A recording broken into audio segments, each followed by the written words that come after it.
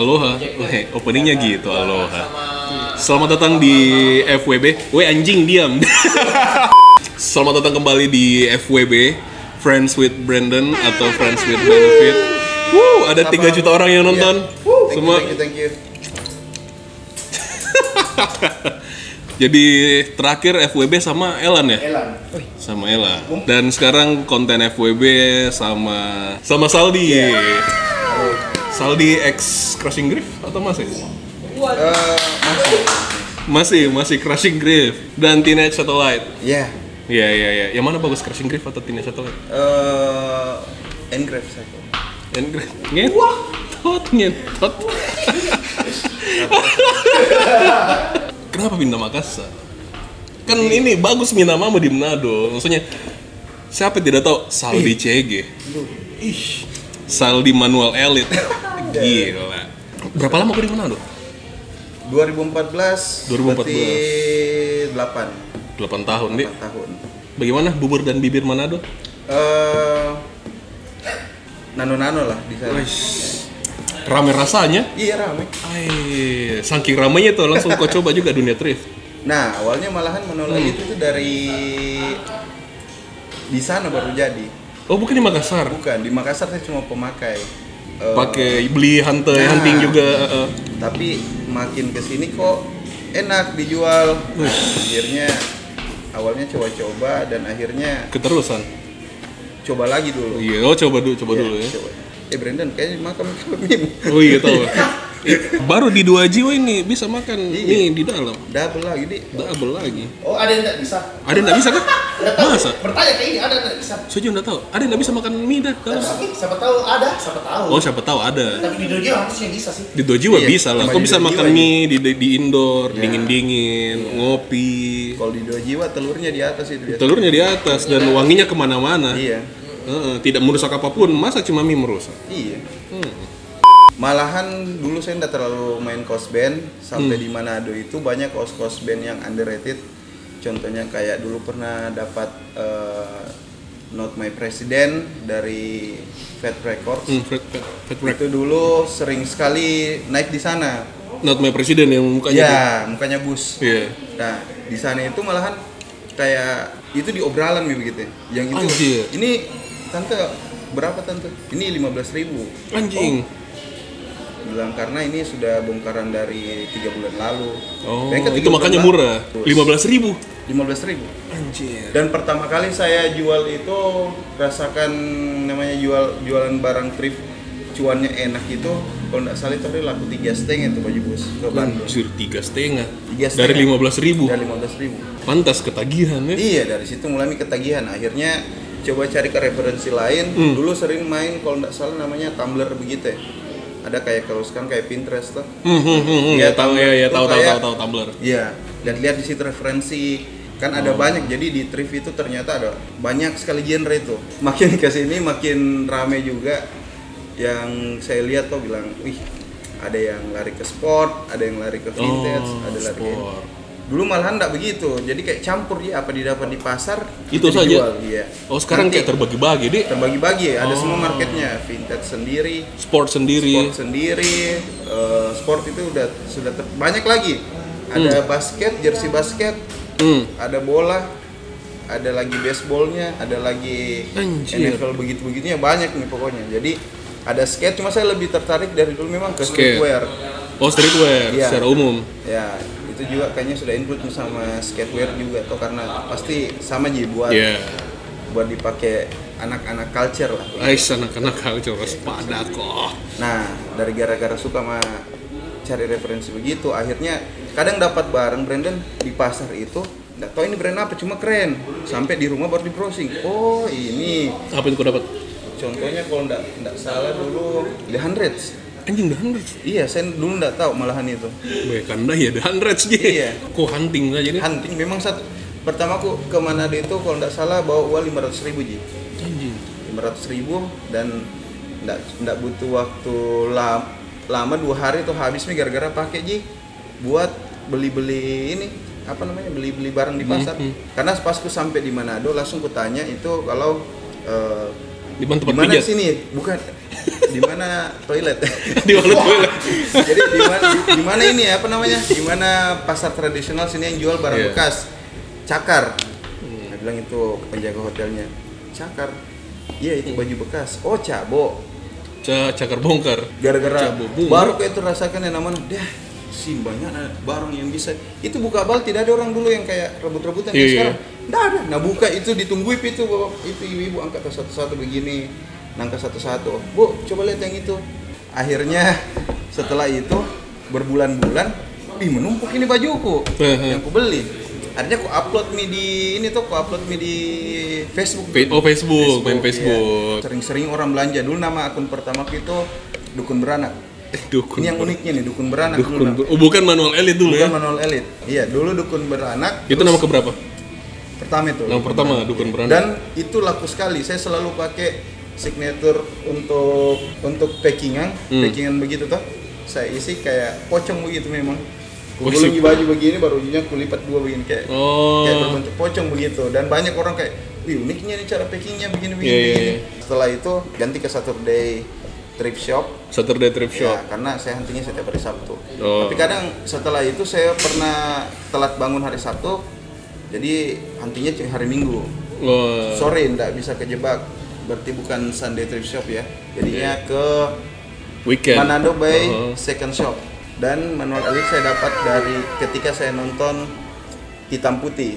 Yang Hitam dimana Putih. kebetulan di situ bintang tamunya itu ibu-ibu pejabat yang lagi ditanyakan mengenai outfit dan belanjaan ketika dia lagi berwisata ke Eropa menggunakan Duitnya sendiri. oh ya Iya, masa duit rakyat? iya situ kulihat kayak gampang sekali itu kayak orang kayak di Iya. bilang pergi keliling-keliling sisa Gampang lah. ambil Duitnya orang. kartu kreditnya suaminya jadi kepikiran kasih itu kayak wih kalau orang ada uang mau di istilahnya anggaplah lagi naik di kis punya uang sisa beli di kis udah Iya. keren begitu ya. Hmm. Tapi kalau umpamanya kita kayak, wih, mau kayak itu sana kayak Justin Bieber pakai umpamanya Supreme toh. Bagaimana cara aku bisa dapat Supreme di pasar berprogres kayak bangun pagi, atau bangun Yeah. pagi di pasar cari-cari rebut-rebutan dan akhirnya dapat belum tentu ori. Tapi kalau dapat ori senang sekali toh. Nah, akhirnya itu dari situ kepikiran kalau manual elit itu saya kayaknya nama yang saya bikin manualnya itu prosesnya elit itu tujuannya begitu ya. Oh, tujuannya Ya. elit. Nah, terus gue bilang tadi si di Cakar ini, di lowakannya ini belum tentu ori. Iya, namanya raw materialnya itu kan bukan cuma dari Eropa saja, dari Asia dan di mana Asia itu penghasil barang fake terbesar di dunia. Jadi kalau satu bal itu mungkin yang bisa dibilang legit ya kisaran 30% lah, kebanyakan 30%, 40%. Berarti sedikit sekali. Iya. Untung-untungan memang. Kalau fake biasa ku jadikan sebagai bahan pembelajaran. Jadi saya tuh suka sekali Kak belajar dari barang fake dengan legit. Apa sih bedanya? Oh, berarti kok sandingkan maksudnya kau Iya. lihat Kalau bahasa Inggrisnya compare gitu. di compare, Iya, compare. and then you study the difference Nah. between the items. Ya. Let's say you have Stussy t-shirts. Nah, Kamenjo. Nah, let's say you have Stussy t-shirts and you compare one and another. Ya. Yes. Terus and what you got? What you got between the two exact same brand, Yeah. two exact same t-shirt. One is original and one is fake. Ya. What lesson did you get? Jadi Si Moko. jadi common nih. Jadi kapan Jadi deh? biasanya dari segi material sablon Oh, oke. ya. Kadang yang lucunya itu si fake itu selalu bikin kayak dia kurangi satu roofnya. Oh, Contohnya ada di beberapa yang orang tidak notice di situ kalau dia kasih hilang satu. Contohnya kayak di take wash. Umpamanya tulisannya wash in cold water, begitu toh? Dia coldnya itu bukan COLD, coba COLI. COL. Pakai iya. COL, cuma kayak begitu. Yang dimana orang tidak bakal mau baca sebenarnya itu toh. Tapi gara-gara selalu dapat fake terus Selalu. Iya, selalu. Berarti sesering itu. Sesering itu dulu Anjir. dulu kan masih mungkin belajar dari mana coba?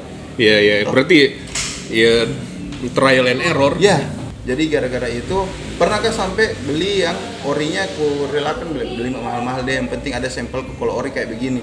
Jadi kalau dapat ke barang ku compare ki enak toh. Anjir, kau beli Supreme Ori? Iya, pernah beli Supreme Ori kaos itu kalau nggak salah dulu di era 1,8. Ya tahu. Cuma mau lihat tag ori bagaimana. Jadi kayak pas aku tahu itu akhirnya ke depannya pede mak begitu. Kalau kuliah di pasar dapat kayak tag. Teman-temanku itu ada yang ambil baru bilang legit. Oh padahal dia nggak tahu fake. Nah bagaimana kau bangun marketmu di Manado sedangkan ini kau nakal dan besar di Makassar lah. Iya. Dulu nggak terlalu belum keren nih Brandon. Jadi dulu belum itu, keren. Iya, Anjir, dulu itu cuman kayak kayak nggak terlalu bergaul kah karena nanti ikuti kayak ini tuh, ambil ini. Tapi makin kesini ndak gitu ternyata. Ada sisi baiknya. Akhirnya aku rangkul mie kembali, bikin mie namanya Manado Thrift Day. Manado Thrift Day. Kalau salah mohon maaf ya. Jadi ini Manado Thrift Day itu event thrift kedua di Indonesia. Manado Thrift Day Dan event thrift pertama di Sulawesi. Indonesia Timur. Sulawesi juga. Yang dulu ndak berteman di pasar, akhirnya bikin itu. Dibikin mie itu kayak volume 1 dari kafe. Yeah. Sampai yang terakhir di bulan Oktober 2022. Terakhir itu. Event paling istilahnya kalau bilang yang paling puas lah orang pergi di event thrift di Manado ya, itu yang Manado Thrift di volume 3. Paling culture Sekali. Paling culture. Karena mulai dari Manado Thrift Day, rame toh. Akhirnya piket lagi di Jakarta Thrift Day volume 2. Anjir. Kalian belajar di Demi sana. Iya, cuma kayak lihat begini. Niat. Referensi begitu toh. Terus di Makassar Thrifting Fest Makassar ikut juga. Kemarin sempat juga di South Fest Makassar ikut juga. Kok nggak dibalok-balok ya? Enggak. Dibawakan kayu begitu? Hah? Ada yang begitu kan Brandon? Katanya. Maksudnya dia mau borongi orang begitu kan? Nggak tahu apa ceritanya. Oh, yang lagi beredar isunya kemarin ya? Oh, ada kah? Coba bisa cerita mungkin. Iya, yang mana isunya? Iya. Nyak bola di saldi. Cuman namanya pedagang ya harus kita terima rugi, harus kita juga terima untung. Makan Indomie lah. Kita tidak disponsor Indomie ya, cuma ini kan seleraku. Iya. Jadi Indomie silakan. Masuklah sponsor Indofood. Apa Kanjo? Jadi ada isunya bahwa barang thrift itu adalah barang ilegal. Sebenarnya nih pemerintah ya ditahu bagaimana apa dasarnya begitu. Padahal kan sebenarnya dengan adanya barang-barang beginian itu membuka membuka banyak lowongan kerja. Bukannya dia membunuh UMKM? Enggak, beda pasar lah. Beda pasar. Iya. Karena RK bilang pasar bisa diterongkan. Pasar teror. Pasar bisa di.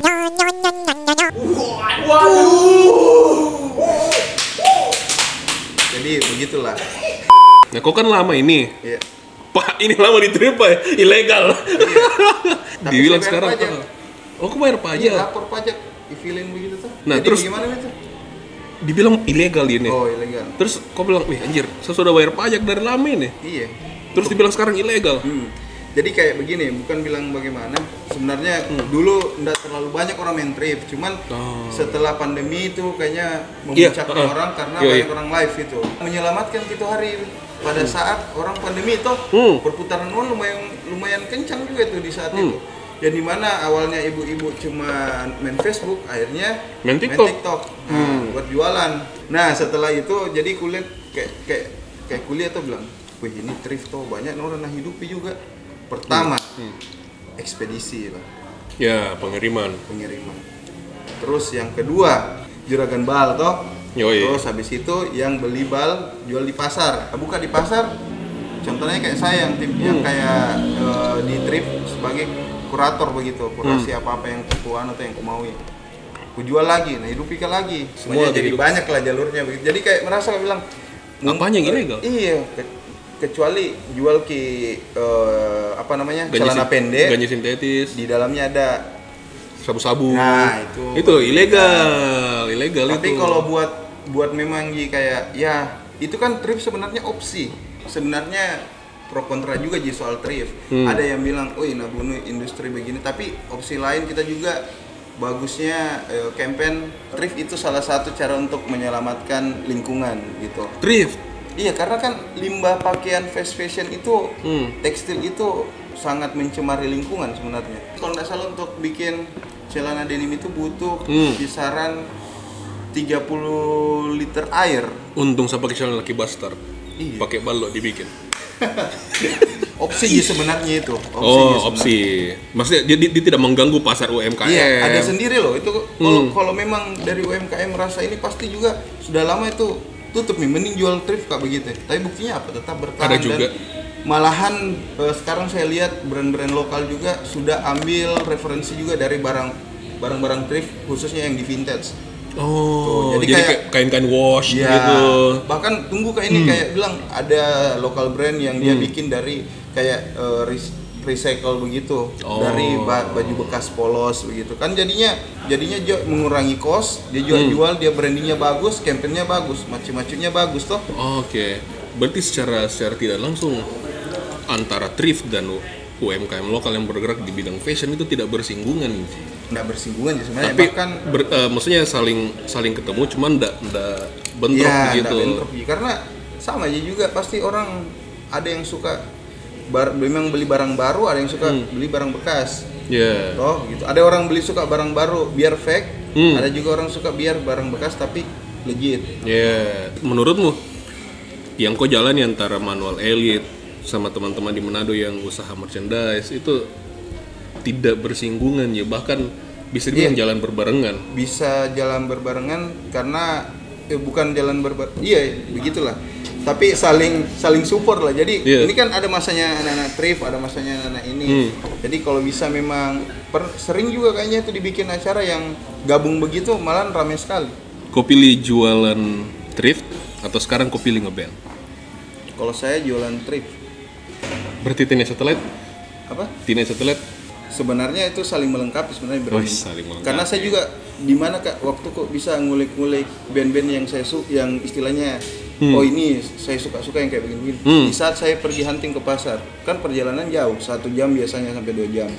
Itu di situ saya dengar lagu karena tempat dengar lagu terenak itu di atas motor.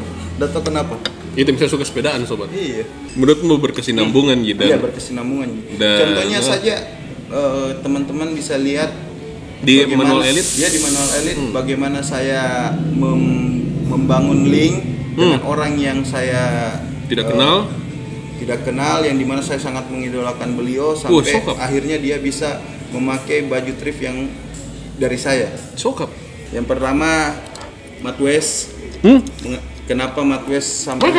Iya, jadi Matt West gitarisnya Neck Deep itu pertama kali karena saya cari referensi banyak cari referensi fashion dari si Neck Deep.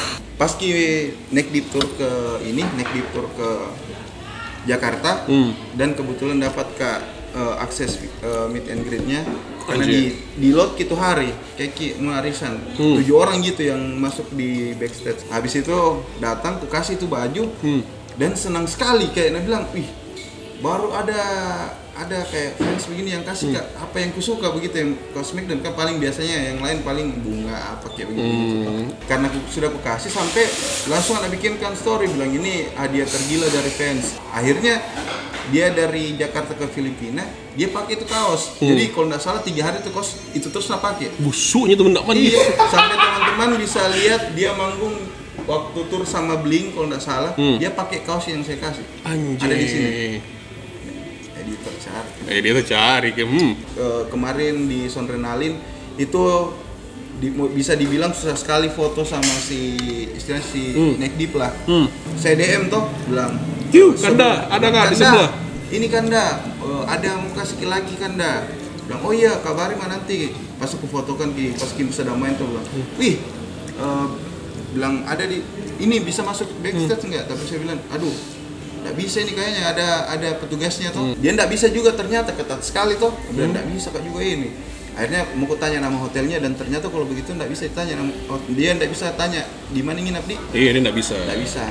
Tapi akhirnya saya bilang oh iya Peng biar nih mungkin belum tuh untuk ketemu ini. Belum jodoh. Akhirnya tiba-tiba dia bilang ku tanya kok nama hotelku tapi jangan ku tanya Ki sama orang lain. Di hotel sini Kak. Yeah. Nah kesini mau kok. Pergi mas sama anak CG. Dan tanya orang lain.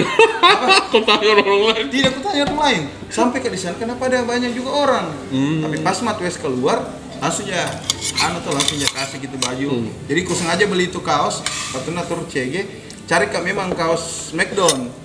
Terus untuk supaya bisa ketemu sama dia dan situ cerita sampai dapat archival foto seperti ini. Berarti semua dari thrifting. Iya. Terus yang kedua saya juga pernah membangun jejaring sama si Doci Pigaskin gara-gara beli barang thrift. Doci. Iya, ada di sini fotonya. Sini. Oke. Gara-gara itu juga saya jadi akrab, maksudnya bukan akrab juga, maksudnya bisa terkonek lah. Jadi semua gara-gara barang thrift terkonek sama itu, terkonek semua sama gara-gara si thrift. ini juga vokalisnya si apa?